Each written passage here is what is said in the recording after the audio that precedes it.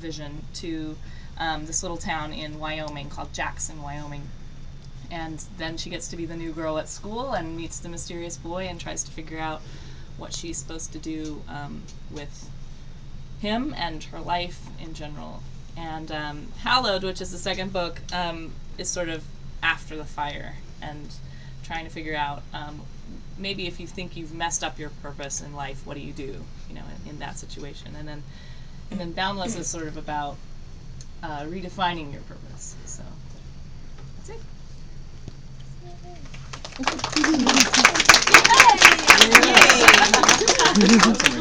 Yeah, good job. I know. Summarizing a lot in very little time. Yeah, I mean, I think at this point, we could talk amongst ourselves, but we want to hear from you guys. So, do any of you have any questions about anything? About the books specifically, about being a writer, whatever you guys, we're here to talk to you. So, I have a question I never know how to say your name. Tahereh. Tahereh. Okay. Yeah, good job. As much as I love the angst between Juliet and her boy toys. Notice how she said boy toys. Are we going to see any improvements in her situation in the next book? Are we going to get any conclusion? Financially. Well, she's really bad at investing her money. Kidding. I think I know what you're asking me. I'm not exactly sure what you're asking me. Are we going to get a big finish? You mean, will she make a decision? Will she run off into the sunset with one? With the whole process of? Are we going to see anything about her sex life?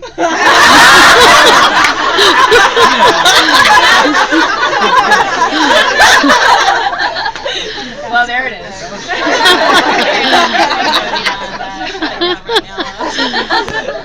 Can we just have a microphone drop? Yeah, that was great. Let's just hit the nail on the head. Just get to the point. This is such a great way to start the evening. Yes. Will there be a big There will be a big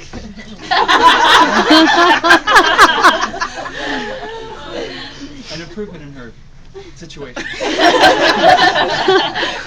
Oh God, I love euphemism.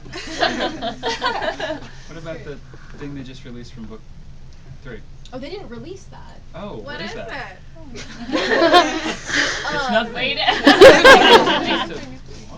No, that was so I don't know if you guys have read the second book in this series, if you've even read any of the books in this series, or even know who I am, but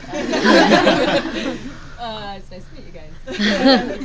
In the second book, there's chapter 62 is this chapter where people go, oh. There's a metaphorical something happens, and it's not metaphorical at all, actually.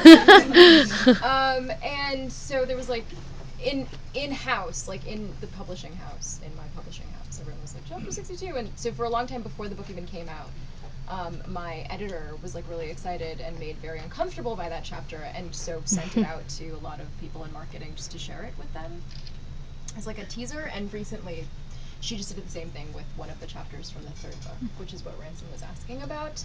That has not been not public. It's not public. No, it's definitely still under revision. But that was a spoiler. Wow. Yeah, thank you.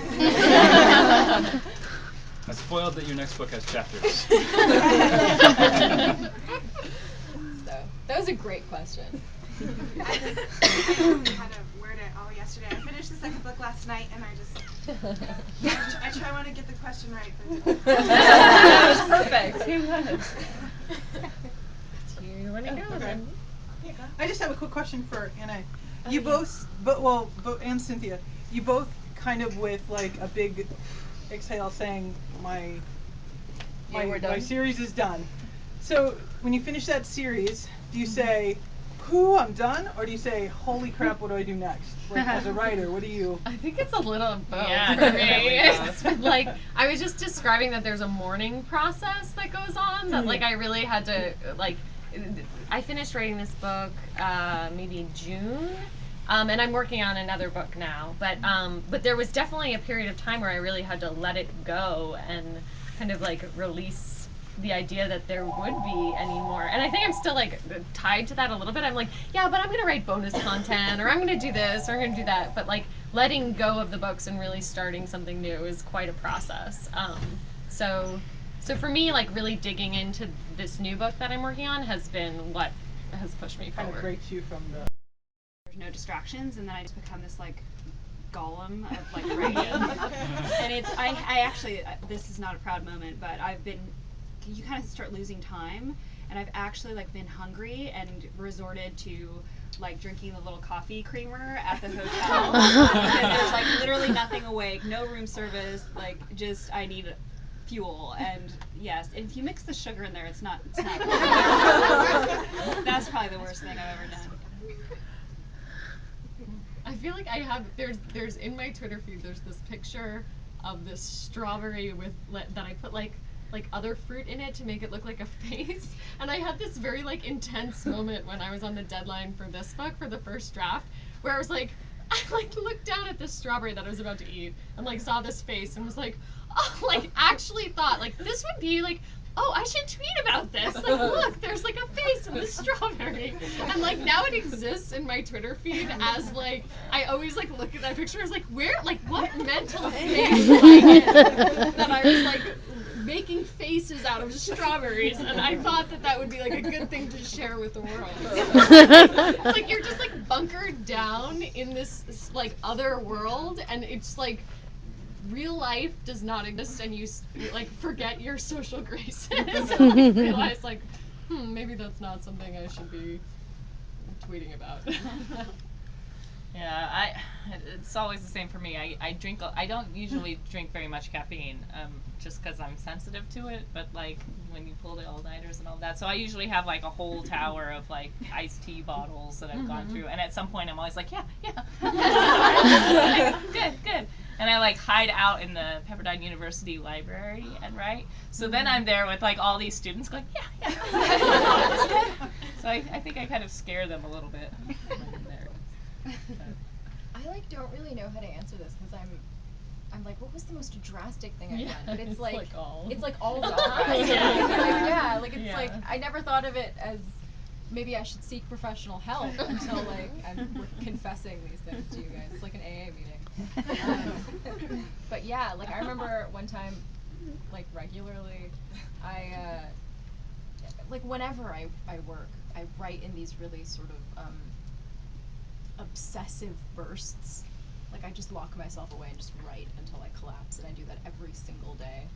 And I like don't leave my house. I like don't really answer my phone. I don't like talk to people, and I get very irritable because I'm like, you're interrupting the world. Like get out. And it's kind of like embarrassing to talk about. But I remember very clearly, like I just survive on tea and like whatever is within arm's reach. And like I just remember being like, my body's telling me I'm hungry. Maybe I should do something about that. And like I opened up the refrigerator and there was just like a bag of pita bread in there, and like I just was like, okay, and I lived on that for like a week. So like it was probably a couple of days. I can't remember. How many exactly? I don't know. There were like 4 pieces of bread in there. I was like, all right.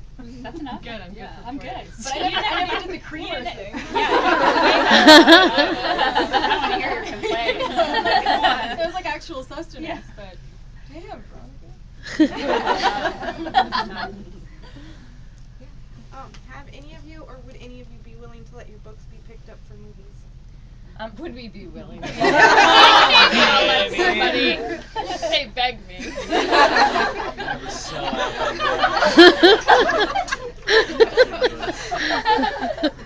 I'm like ugly crying. You okay? I think it's pretty common for you to sell the rights. What that does not, in any stretch by any stretch of the imagination, mean that it will actually be a movie. So I think we just sort of go through ups and downs of that process. But Yeah, I think we all have sold our rights. sold our rights, right? Yeah. Maybe We're all Ransom's the sellouts. closest. We all sold out. To actually getting it made, yeah. You want to talk about that? Yeah, talk about Yeah. it. Talk about it. don't know. Tim Burton says he's gonna do it. We'll see. Cross your fingers. Who? Oh, Tim Burton. You'll know. So I don't know. Every time I even talk about it, I'm like, well, I just jinxed it. So it's totally not happening. It's like a Tim Burton thing. Do you ever find yourself restructuring a scene to be a little bit more cinematic? So it's not like something happening in somebody's head, so that it makes a better like some people Oh, don't like like. for Oh. specifically, so some producer will be like, Like, hey, child, you want to be a star? That's my best producer. That's every producer I've Yeah. had. they all smoke. I feel like nobody in LA smokes. Yeah. I think I do that just because I think it makes a better scene. You know, like when show don't tell, and I think generally like if you, the more stuff you can like drag on screen in the mind of the reader, the better. If you're just having a character talk about something, it's not as engaging as if it's happening in front of the mind of the reader in the present. So I think making things cinematic is just generally good. If it's painting a picture in your mind that's vivid as a reader, that's a good thing. A lot of my books have I almost see like a film, you know, and so it's not like me trying to make a big effort to make it like that. It's just how it comes to me. So. Do you guys think Agree with about? that. Do you think a lot about like the geography of a scene or something? Like as characters are moving around, and you're like, he's over here, and then he comes here, and then like. Yeah. That can get really complicated. It can, yeah. I draw a lot of like maps and stuff like that. I had a middle grade series that took place like in this 5-story townhouse, and I had to like actually take graph paper and like make sure that like okay, if I've described this room in book 1, there's a couch here and there's a painting here, and like to map it out, because when you're building a book, you're building like everything. You're building like the clothes that someone's wearing and the whole world. You're filling in those details. So I find that you kind of need to be able to see it in your mind's eye to a certain degree to write it with clarity and to write it with any sort of like vividness of detail. Where I kind of really put in probably more effort than normal is whenever I'm writing like an action sequence or a fight scene, because nothing drives me crazier than when I'm reading a book and it's not clear to me what's going on, because those are such exciting moments, you know, and like you don't want to be reading and going like, wait, what just happened? And so I really like to make sure the reader is like it's very clear what's going on, and so I probably spend more time on those scenes than just regular, you know, just non-fight scenes. So or the action is high and intense. I think that's where the writing needs to be really direct and really clear. So for me. When you're writing your characters, or like when your characters come to you, how much do you relate to them, like your characteristics, like your traits? Do you see, how much of yourself do you see in them? Because I know a lot of your characters are really quirky and weird. I don't know. And just how much do you relate to them? How much of yourself do you see in them? Yeah. I see little pieces of myself in most of my characters, not just the main character. Although I don't think that the main character, I think it's kind of a beginning writer thing to make the main, and I teach students who are starting to learn how to write, and I think one of the things that they do right away is that they write characters that are versions of themselves, except flawless. Prettier, smarter, longer, thinner, you know, like, and I think that, and I learned pretty quickly, and I did the same thing when I first started writing, so like, so I take care to stay away from that, but I do think there are pieces of myself that end up in almost all of my characters, you know, that way. So. Yeah, I agree, and I think to write a character well, you have to really understand the character's motivations, and so you have to, like, I found, especially with the second and third book, which takes place mainly in the City of Sand, which is a post-apocalyptic Las Vegas. So there's a king there, and he is a dictator, and he does some evil things. But I found like there were several characters that I really wanted to dislike that I couldn't, because to write them well, I had to understand and feel for them. So I find that you always are putting, if not pieces of myself, I'm putting pieces of friends in. Arden, I've always thought like Eve and Arden are like two halves of a whole, and that they both represent like different sides of me. But I also stole pieces of my best friend who lives in San Francisco. I stole pieces of her for Arden, and I remember when she read it, she was like, "Oh, I loved Arden so much." I was like, "Yeah." And I like break it. I was like, "Oh, okay, that makes sense to me." But yeah. I don't know if I'm self-aware enough to know when I'm putting myself into my characters. I'm sure it happens just, by accident or naturally. Because, art is sort of autobiographical by its nature. Mm-hmm. And autobiographical is sort of fictional. Autobiography is fiction. What's that saying? Autobiography is fiction and fiction is autobiography. So, I'm sure I'm in there somewhere, but not on purpose. Yeah, I guess I'm just like echoing everything you guys have said so well. I'm like inspired. My characters are inspired not only by sure, in part by me, but like mostly by the people I've met or like have accidentally bumped into, or the people who are in like anyone. Like everyone is fair game. And, but like there are certain things that have been like kind of uncomfortable. Like I have 4 older brothers, and yeah, you guys know this story. We know this story.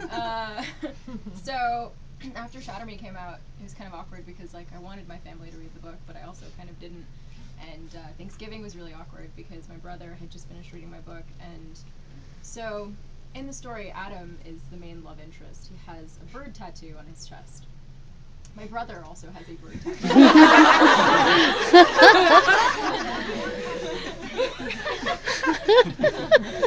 Kind of all I need to tell you, right? He was like supremely concerned. What the hell is happening? I was like, I know, I respect you. It's because I love you. And the bird is so nice. And he was like, it's really terrible. And, like one of my brothers still like can't get through the book because he's like, "You're my sister.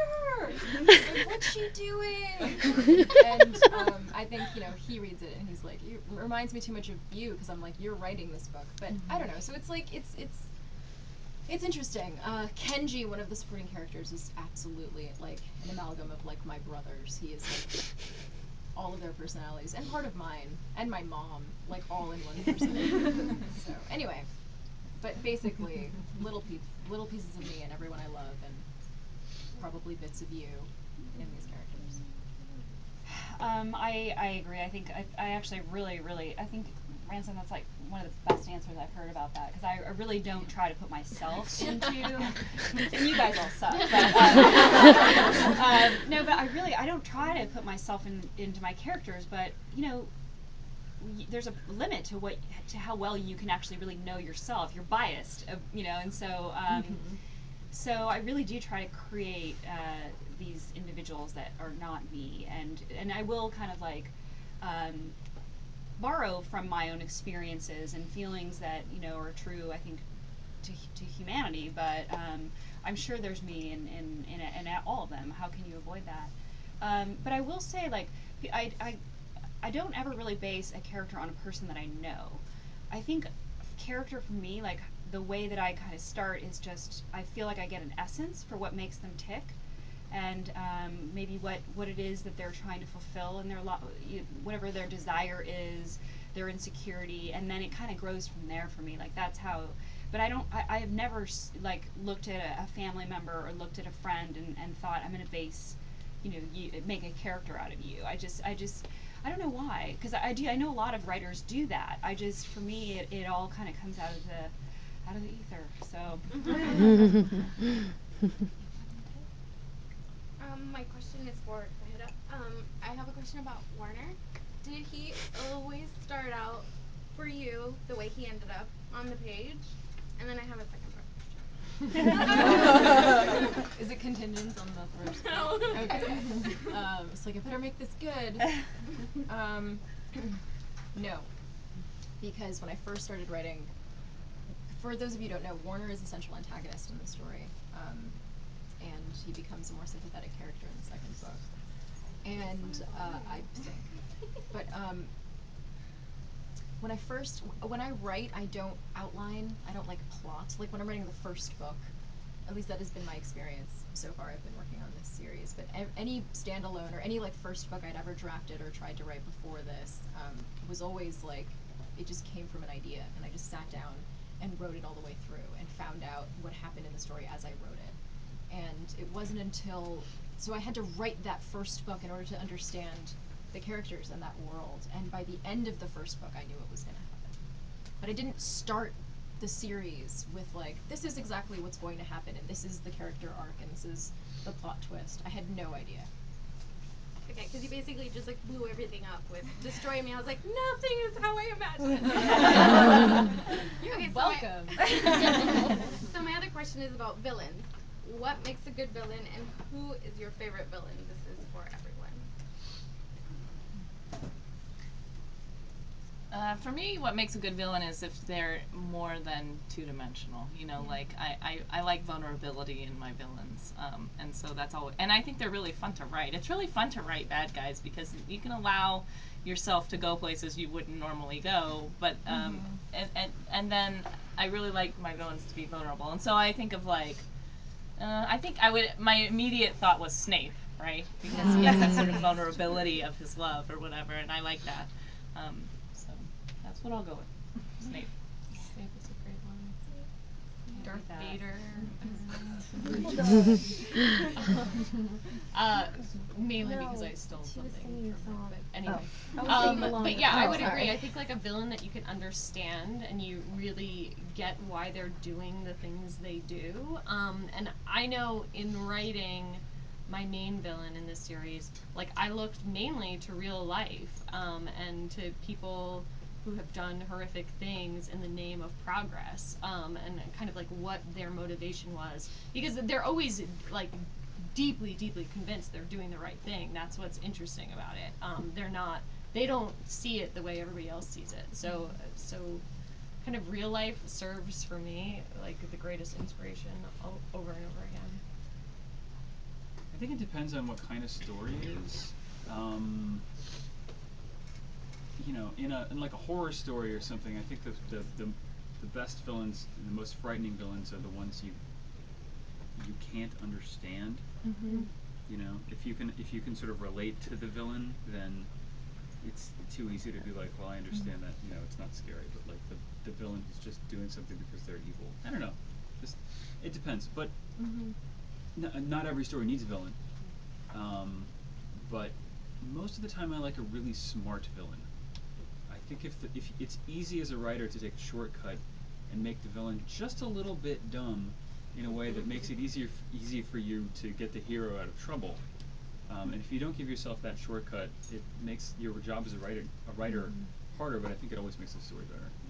So I don't know. I think like Moriarty from the Sherlock Holmes stories is probably the quintessential like smart villain. I feel like I should be like taking notes. Thanks, Good Ransom. answers, Ransom. I like how I read his. I'm like I've been able to read parts of his second book, and I'm like softly crapping. You know, like that's all I came away with. And he's like, anyway, really great answer. Okay. I was actually gonna say like. One of the things that's always stuck with me as far as villains goes is like my dad used to, you know, I grew up with a bunch of boys, my brothers, my dad, and they like watch all these like Godfather, all those mafia movies, The Sopranos, whatever. And my dad used to always say like, it's amazing how like these horrible people like they spend all day like, you know, finding ways to make this dude sleep with the fishies or fishes, whatever. Fishies works. Fishies is cute. Sleep with the fishies.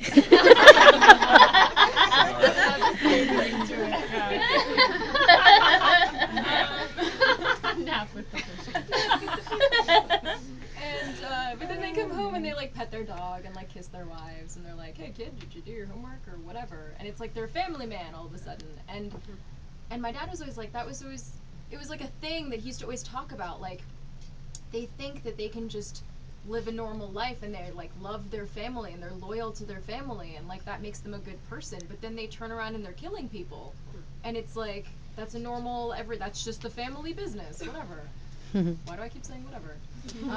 It's like and I just always thought that was so interesting that someone could be so loving and nurturing and kind and like the most despicable person you've ever met, and simultaneously that these two things could coexist in a human being.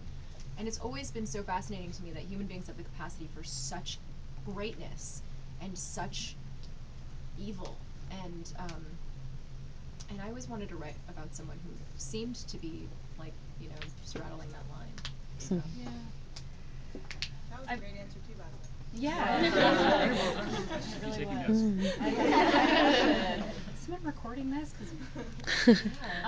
Yeah, I agree. And like just to kind of flip it to the hero, I really love dark heroes. Like a dark protagonist to me is infinitely interesting. I love when there's a real struggle going on in the protagonist between what their real nature is. It's just, as a reader, you're always at the risk of like being wrong-footed, and it's just so interesting because we all, I think, we're talking about like hero antagonists, I think, in this very like absolute way, where it's like a real clear antagonist, but everybody kind of has those, the good side and the bad side. Like we're all capable of making good choices, and then we're capable of, kind of crossing the line the other way sometimes. So, but I do love the dark hero. That's kind of what I'm obsessed with right now, actually. I think no villain ever thinks they're the villain. Right. Yeah. Except in fiction. Anyone else?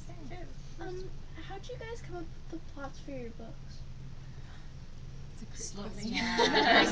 Mine's all very mysterious. It's always amazing to me after I finish a book to like go back and read it and be like, whoa, where'd that come from? Like, it's like random neurons firing in my brain, or a magical, mystical process that happens. Sometimes like it's like real thinking through, but for me it's really very intuitive, the plots. So. I'm similar. I do think I come up with it in patches, and then there are things that need to be filled in. But I'm a big outliner, so I outline extensively before I even start a book. And even when I sold the series, I had a pretty strong sense of all 3 books, what was going to happen, and really what the big plot twist in each book was that would kind of up the stakes. So yeah, slowly and in patches, and then kind of like filling things in with revision. Can I ask a question on that? Because you're that type of a writer. Do you ever find a book in conflict? You want to go somewhere and the book takes you somewhere else? And how do you handle that? Yeah. I find that sometimes I'm trying to make my characters do things that don't feel organic to them, and then I have to revise and rewrite. But I try to make the plot come out of, like, even because Eve has been in a school her entire life, she's very naive when she gets out, and I think that's one of the hard things about the plot, is that she's making choices that maybe you or I wouldn't make, but for her seem okay because that's all she knows, and she truly does. Hard. I like the villains. I've always liked the villains. And I think my favorite character I created is the character of Angela in my series, like a side character, but she just always says, she doesn't sort of have a filter, and I like that she's just sort of prickly and does her own thing, and I've always liked that, writing her scenes. Yeah, I have a lot of favorite side characters that only appear for a couple scenes, but especially in the first book, Marjorie and Otis are an older couple that appear. There's 2 little boys that she meets at the dugout that I was really kind of moved by as in writing. But I have a lot of, favorite secondary characters that feel very real to me. That's really hard, and it changes all the time. I've been writing book 2, and there's like literally 11 lead characters in almost every scene. So it depends on what they're doing at the time. I don't know.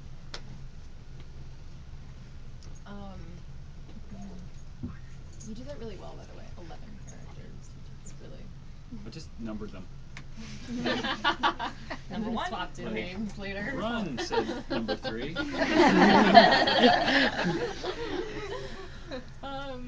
I heard like someone whisper Warner. That was cute. I'm like really afraid to answer this question because I don't want it to color your opinion of my opinion of these characters. But it would probably be a tie between Warner and Kenji, my two favorite characters. I like Juliet, she's great, but she's annoying sometimes. But I mean, like, she has to get it out of her system. She has to grow up. She has to become a woman. Yeah, I've had a lot of coffee today. Is this true for you with the lead character? I mean, I feel like the knee jerk is to be like, my lead character is my favorite one, but it's almost like someone you spent too much time with, and you need like a little distance from. Yeah, I totally like the feel brother that way. you've had to sit in the back of the car with the Yeah. whole car trip. Yeah. Ate some bad tacos. Yeah, I totally feel that way. Like, I'm like, Julia, you're great. Anyway, she's great. But I'm like not selling you my book. It's really great. Sorry. Here.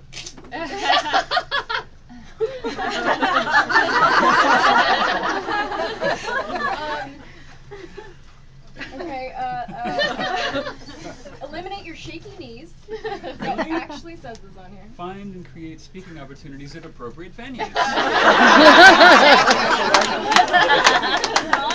Guys, we're doing so well. We're doing so well. No shaky knees. Yeah, anybody? Anybody? That's what yeah. Anyway, we're talking up this book, which is. There's only 2 copies, so move fast. 20 copies sold. It kind of the same thing. I like right now my favorite characters. I'm finishing up the 3rd book, and I'm really enjoying Roar and Soren. So they're just 2 secondary characters. Same kind of thing. I mean, I love my protagonists, but it is nice to kind of spend a little time with the side characters. So those would be the 2. Thanks, guys.